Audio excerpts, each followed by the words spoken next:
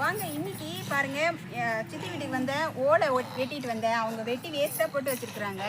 இப்போது அதை ஓலை பின்னுறது எப்படின்னு சொல்லிட்டு பின்னி காமிக்க போகிறேன் உங்களுக்கு. ஒரு சிலருக்கு ஓலை பின்ன தெரியாமலேயும் இருக்கும் இல்லையா, அவங்களுக்கு யூஸ் ஆகிருக்கும்னு சொல்லிட்டு தான் இந்த வீடியோ போடுறோம். பாருங்கள் எப்படி பின்னுறதுன்னு சொல்லிட்டு. 1 2 3 ஓலை விட்டுடலாங்க. 3 ஓலை விட்டுட்டு 4வது ஓலை எடுத்துக்கலாங்க. இந்த பாருங்கள், இப்படி லைட்டாக வளைச்சிட்டு இந்த ஓலையை வந்து அகலமாக பட்டையாக வச்சுக்கணுங்க. பட்டையாக வச்சுக்கிட்டு இதை வந்து நல்லா பட்டையாக பண்ணிக்கணும் நம்ம. அப்போ தான் ஓலை பின்னுறதுக்கு நல்லா இருக்கும். இது அப்படியே கூடியே இருந்துச்சுன்னா நல்லா இருக்காதுங்க. அதுதான் மெயினே, பார்த்துக்கோங்க. ஒன்று விட்டுடலாம். ஒன்று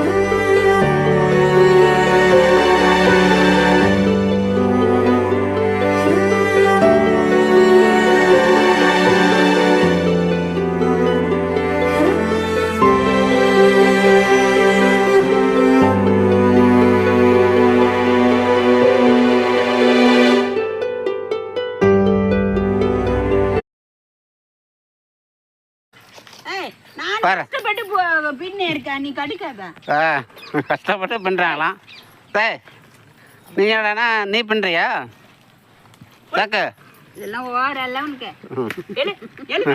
சும்மா பார்த்துன்னுக்குறான்.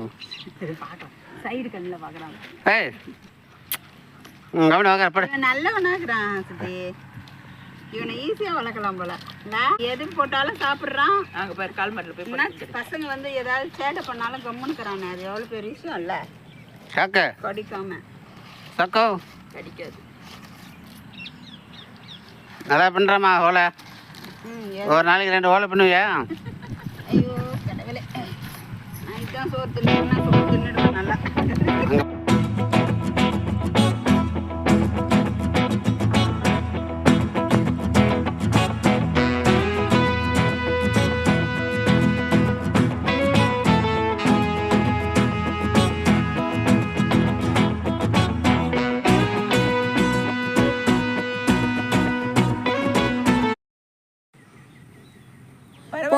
போதும் போதும், நீங்களாம் கொடுக்குற காசுக்கு போதும், இது டெல்லி வரையும் செல்லும். ஃபர்ஸ்ட் ட்ரைனிங் நம்ம ஓலை பின்னியாச்சா? இன்னைக்கு ஏதோ பாரு. சம்பளம் கொடுப்பீங்களா? டபுள் சம்பளம் கொடுக்கணும். திருப்பி முடியுமா ஒரு சைடா? இப்படியா? அதான் நிற்க. எங்கள் அம்மா ஓலை பண்ணிக்கிறாங்கடா பாரு.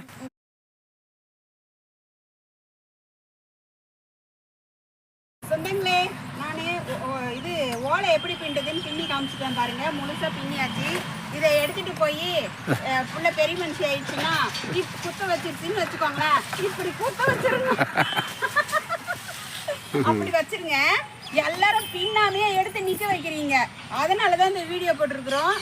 இதை பார்த்து பின்னி போடுங்க. பச்சை ஓலை கட்ட வேண்டியதுதான் மாமன். பின்னாதியாவா கட்டுவீங்க? பின்னி கட்டுங்கப்பா. பாய் சொந்தங்களே.